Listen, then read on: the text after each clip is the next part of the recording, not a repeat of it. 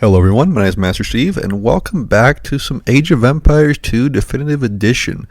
In this quick civ guide, we're going to be going over the Japanese, which is the personal favorite for Spirit of the Law, and I have to say, he has a point. The Japanese certainly are a fantastic civ, so in this video we're going to be covering all of their bonuses, what they're good at, what they're not good at. I will be kind of giving away the one thing he didn't want to reveal, which is how to counter the samurai, and we should be talking about, like I said, all their bonuses and just, how you should be playing this civilization. So I will start off by saying it has been quite a long time since I've made a quick civ guide for Age of Empires 2, and since then I have upgraded my microphone, I have gotten better video editing software, and I'm trying to just make it a little bit more of a higher quality production. So if you notice a difference or notice anything that could be improved, just let me know that in the comment section, because I truly am trying to get better and just, make higher quality content all around.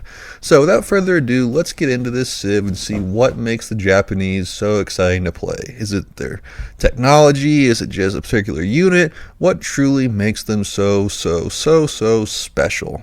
So we're going to be starting out in the Dark Age as usual, and starting off, they do have a very distinct advantage over other civilizations with their little bonus for resource buildings, and that is all of their resource buildings cost 50% less. So in the Dark Age, when you want to build yourself a lumber camp, a mill, mining camp, whatever, they're going to cost only 50 wood instead of 100 wood, which is absolutely huge. So you can obviously use that wood for extra houses, whatever, but it helps you get set up in a much better way that other civilizations can't. If you want to say, go for a tower rush or anything in the next age, you can, you have that wood for a stone camp in the Dark Age. If you want to, get some extra farms going faster, well, that extra 50 wood does add up pretty quickly. And so it does give you a pretty nice advantage in how you want to set up your economy, and it allows you to do that much faster than everyone else. So definitely one of the strongest, Dark Age bonuses you can have, and definitely what makes this civ stand out among all of the rest of them. Now, there are other fun bonus that, sometimes it'll come into play, sometimes not, is going to be their bonus for their fishing ships. The fishing ships get 2 times the normal hit points, and they have +2 extra pierce armor, and they work 5% harder than other fishing ships. So in the Dark Age, they perform 5% better. And then in the Feudal Age, 10%, Castle Age, 15%, and then Imperial Age, 20% faster. So that does give them some of the best fishing ships in the game by far, because on water maps, when you're trying to set up, your fish traps, and you're trying to go for the fish in Feudal Age and stuff, it's much easier to be able to run away with these things and not get totally taken out right away by your opponent. So definitely makes them a very strong civ, and on a water map they certainly are super dominant. And staying on the theme of water, they do get, their team bonus is galleys get 50% extra line of sight, and that is a pretty underrated but super significant civ bonus. So in the Feudal Age and stuff, when water, shall we say, water battles are starting to develop, you want to be able to scout your opponent and not, run into something by surprise, like, their fire galley or whatever.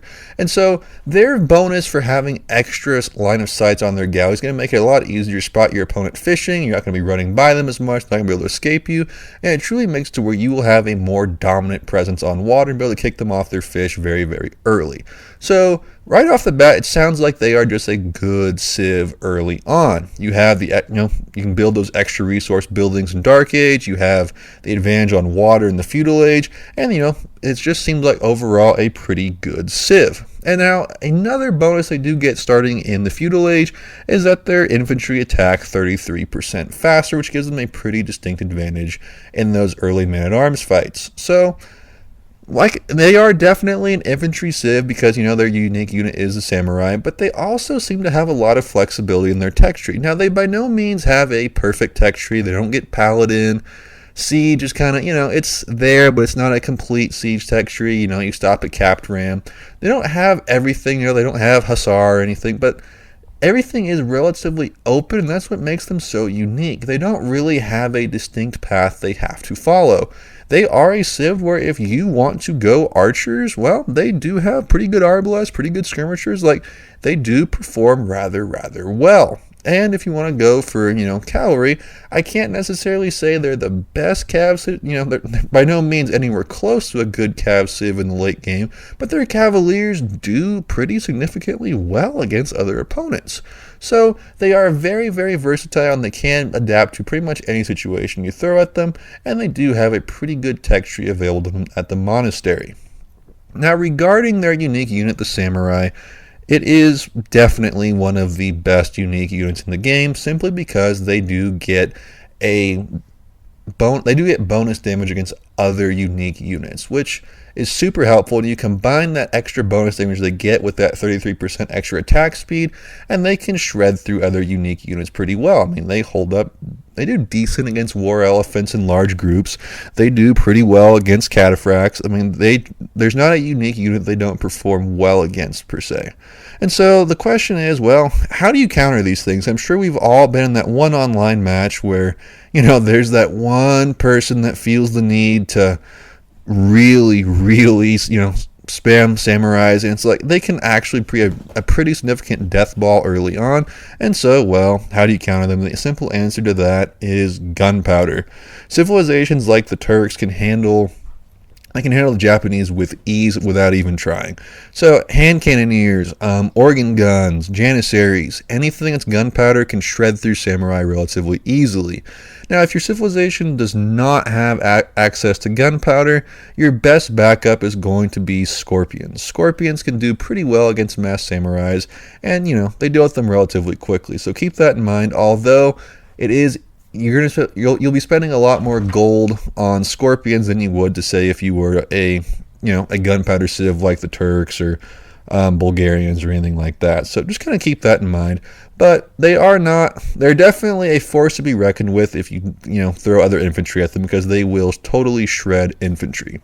So now, looking at some of the other civ bonuses that the Japanese have, they do have their two unique techs, and the first one being Yasuma, which is towers shoot extra arrows, and that one does kind of come in handy every once in a while. It's a very situational tech that you're not going to be getting that every game, but when you do use it, it does come in handy. But in the late game, you're probably not going to be using a lot of towers per se. So it's one that's it's good to have it, but not one that you're going to be seeing a lot. And then their other unique tech that they have that you will be using pretty much every single game is Cataparuta, which is trebuchets pack and fire faster.